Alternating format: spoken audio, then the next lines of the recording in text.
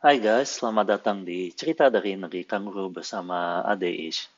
Kali ini gue pengen ngobrolin tentang keuangan rumah tangga lagi. Kalau 2 tahun lalu kita ngobrolin berbagai perubahan gara-gara COVID, sekarang kita ngobrolin berbagai perubahan gara-gara inflasi yang lagi terjadi di mana-mana nih. Tapi sebelum lanjut, ayo subscribe dulu.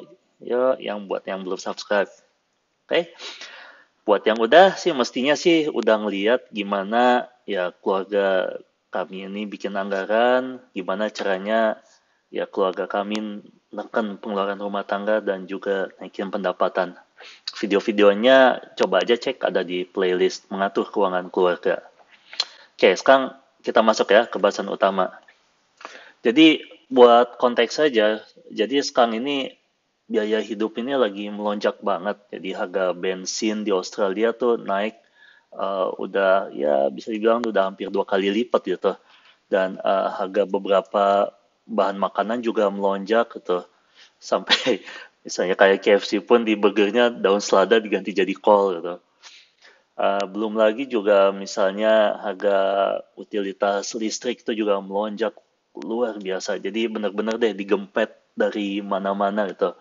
Oh iya sama juga di bank sentral di sini di Australia atau namanya RBA, Reserve Bank of Australia, mereka sebenarnya kan beberapa tahun terakhir ini tuh mereka menurunkan terus suku bunga sampai mencapai rekor terendah 0,1%.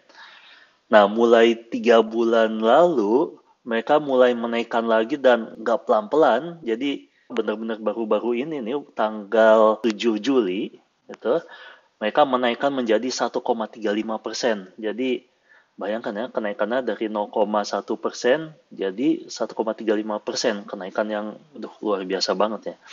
Jadi sebagai konsekuensinya bunga buat KPR pun juga ya dari berbagai bank itu tuh naik berjamaah gitu. Jadi cicilan KPR pun ya pada ikut naik gitu.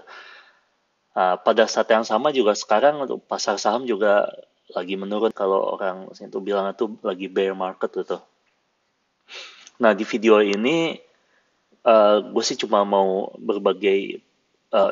cuma mau berbagi pengalaman keluarga gue buat menyiasati keadaan seperti kayak gini nih. Jadi kita akan lihat sebenarnya ya ini masalah besar bukan sih ya, oke ya. Oke, jadi pertama-tama disclaimer dulu. Ini bukan saran finansial dan gue dan keluarga gue juga nggak minta ditiru juga. Jadi cuma sebagai pengalaman aja, jadi kali aja bisa ya inspirasi buat buat lo lah gitu ya. Oke, jadi sebelum mulai ngebahas strategi khusus, gue akan bilang lagi untuk kesekian kalinya prinsip yang dipegang gue dan keluarga itu yaitu ya pertama kami menghindari utang kecuali KPR itu. Kenapa kecuali KPR ya lihat di video mengatur keuangan keluarga bagian 7 deh. Oke, kami nggak mau yang namanya tuh bayar bunga kartu kredit atau pinjaman dalam bentuk lain maupun ya kayak bayar biaya administrasinya atau biaya apapun lah gitu ya namanya. Jadi ya kalau untuk membeli misalnya barang yang ya $1.000 ya kita nggak mau jadi keluar ujung-ujungnya $1.100 gitu misalnya ya, nggak deh nggak mau ya. Ya kalau mau sesuatu tapi kurang duitnya jadi ya nabung dulu gitu. Strateginya ada di video mengatur keuangan keluarga bagian 1 deh. Oke, sekarang kita mulai dulu dari kebutuhan pokok ya. Gue mau sedikit berbagi ya untuk gimana cara kami menyikapin ya kenaikan harga kebutuhan pokok. Yang pertama itu makan gitu ya. Jadi cara keluarga gue ngurangin biaya makan yang pertama kurangin jajan di luar. Jadi ya nggak berhenti sama sekali juga sih gitu ya. Kalau gue sih diniatinnya juga ya buat bantulah usaha kecil di sekitar kampung gue ini ya. Jadi ya gue masih ke warkop kok gitu ya, buat beli kopi kayak gitu. Yang kedua, menanam sebagian bahan makanan itu sendiri, jadi misalnya kayak sayur-sayuran gitu, dan beternak sendiri. Nggak semuanya, nggak semua sayuran juga kita bisa uh, tanam gitu, tapi ya lumayan lah ada gitu ya. Terus ya dari beternak sendiri, jadi misalnya ya kita ini miara ayam petelur gitu. Jadi ya bisa ya mengurangi lah ketergantungan dari luar gitu ya. Ya sebenarnya juga semua yang nggak semua juga harus sendiri. Kalau misalnya kurang lahan gitu ya, bisa aja gotong royong sama orang lain. Kalau di Australia itu biasanya ada namanya community garden. Jadi lo tuh dikasih sebagian, jadi ada lahan yang lumayan gede gitu ya. Nah sebagiannya itu bisa dikasih buat lo tuh buat lo garap sendiri gitu, terserah mau tanam apa gitu.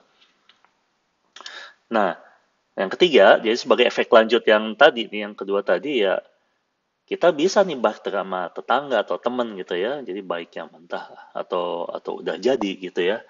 Misalnya apa lemon bisa dijadiin kue gitu kan ya, atau juga eh, tomat bisa jadi saus tomat gitu bisa juga gitu. Atau ya banyak lah gitu kemungkinannya. Oke, selanjutnya yang keempat. Nah jadi eh, ini ada hubungannya sama pertama ya, masalah jajan ya. Sesekali kan kita juga pengen jajan gitu ya. Jadi beberapa restoran itu punya punya app yang ada voucher diskonnya. Ada juga yang ngasih kupon diskon juga di kotak surat gitu.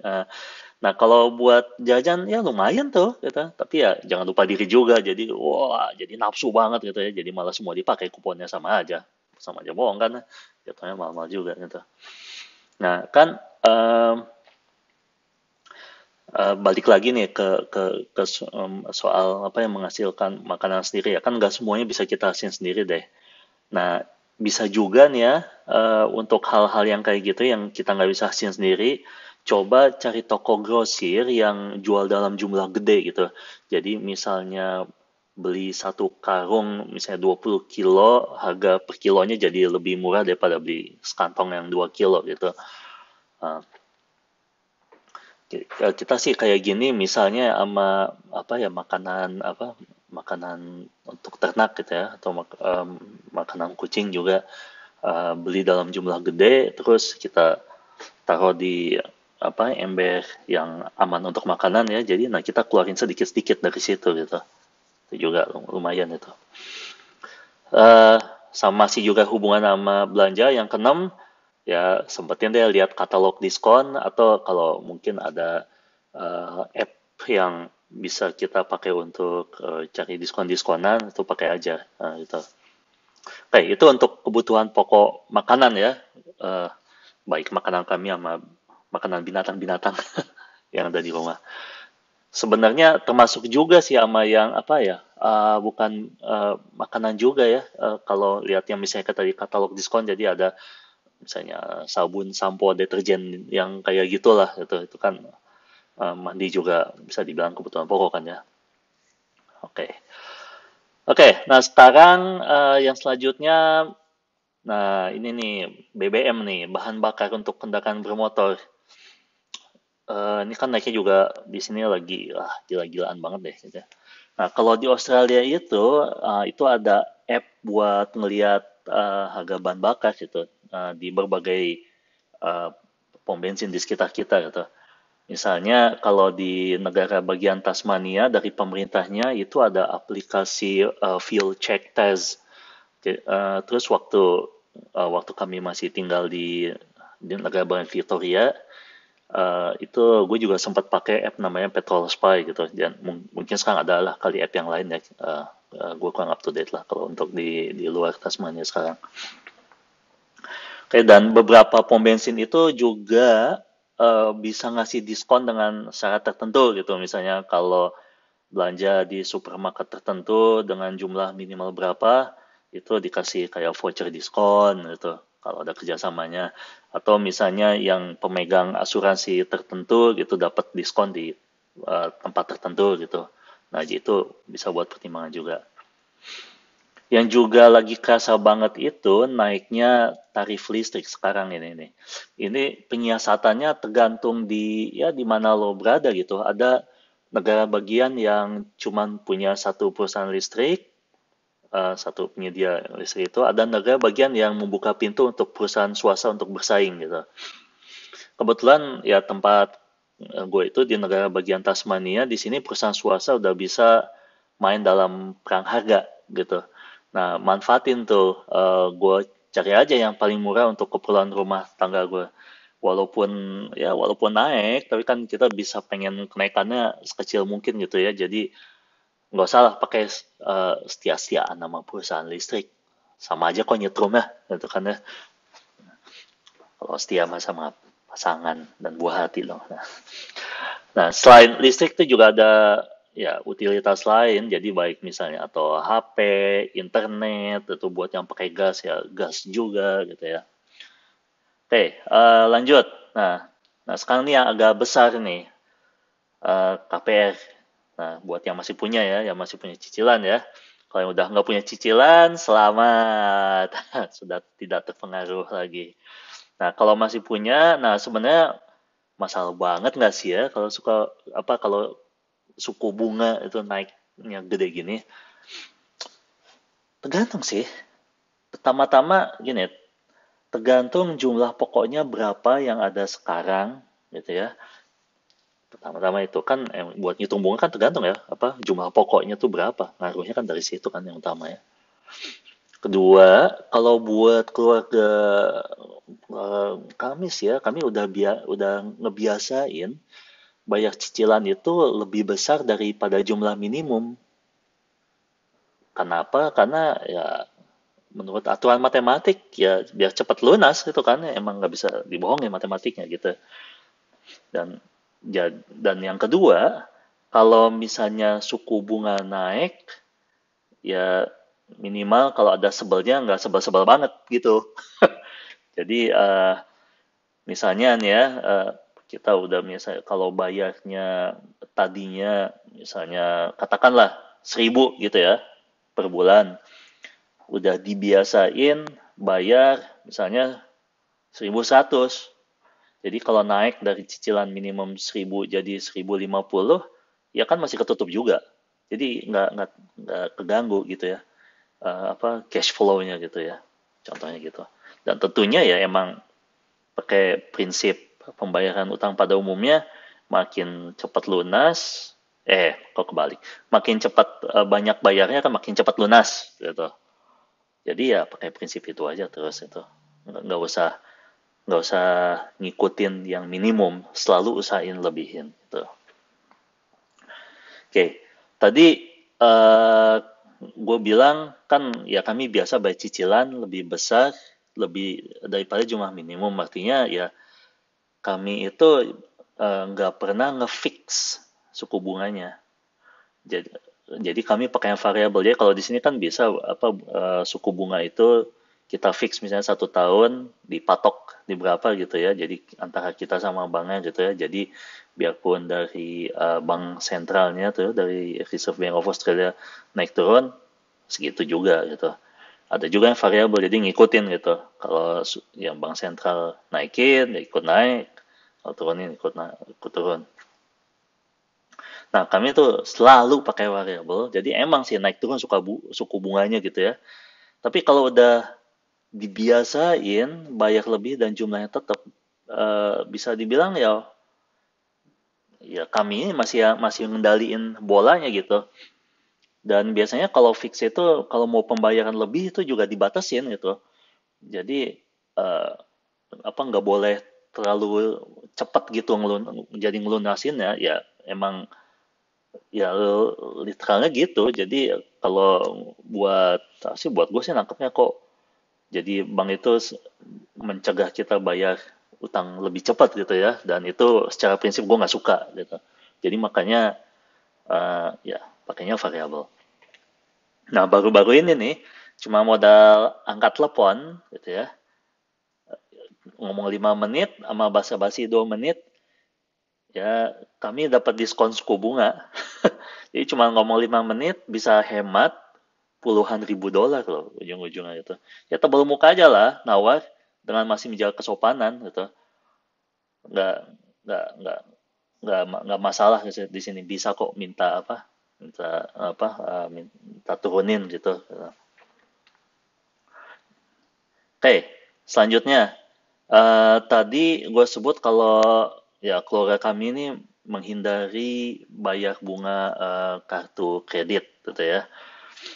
Sebenarnya sih ini nggak terbatas kartu kredit juga, ya. Jadi sekarang ini juga ada tren di Australia dan kalau buat kami ya ini sayangnya jadi tren itu. Nah, yakni buy now, pay later. Alias beli sekarang, bayarnya belakangan.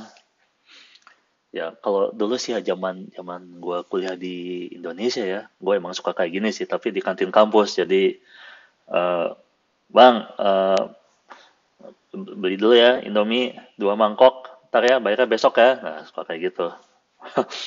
Tapi nggak pernah, misalnya kalau apa beli buku, atau kalau buku tuh nggak pernah bayar belakangan kan, jadi semua tuh dibayar kan, bayar di muka kan gitu ya. Nah, sekarang ini nih, di zaman sekarang ini, di sini tuh banyak banget service buy now pay later ini nih. Tapi kalau dipikir-pikir kita itu bakal jadi ngeluarin duit lebih banyak dibanding kita beli tunai. Karena gini deh, buat punya akunnya aja kita udah mesti ngeluarin uang gitu. Dan risikonya itu ya apa ya, kita tuh bisa ya kayak ngundang buat jadi ketagihan utang gitu, dan itu gue udah sering baca kasus-kasus kayak gitu yang terjebak sama buy now pay later gitu. Jadi emang dibilang wah nggak ada bunga gitu ya. Um, Ya tapi ya tetap aja kalau emang bayar biaya administrasi ya jadinya ya lebih-lebih juga gitu kan. Jadi buat apa juga gitu ya. Oleh karena itu, kami berpegang teguh dengan prinsip jangan lebih besar pasak daripada tiang. Atau kalau diterjemahkan ke konteks keuangan, jangan membelanjakan uang yang bukan punya kita gitu. Nah, kayak gitu. Oke deh, ya segitu aja dulu berbagi pengalaman dari gue. Ada bagusnya tonton juga video-video lain di seri Mengatur Keuangan Keluarga, dan ya silakan langsung ke playlistnya di channel kami gitu ya. Makasih udah nonton. Ayo kasih komentarnya gitu ya. Entah lo pengen pembahasan lebih lanjut atau pengen kita ngebahas topik lain, atau kali aja tadi ada yang nggak jelas.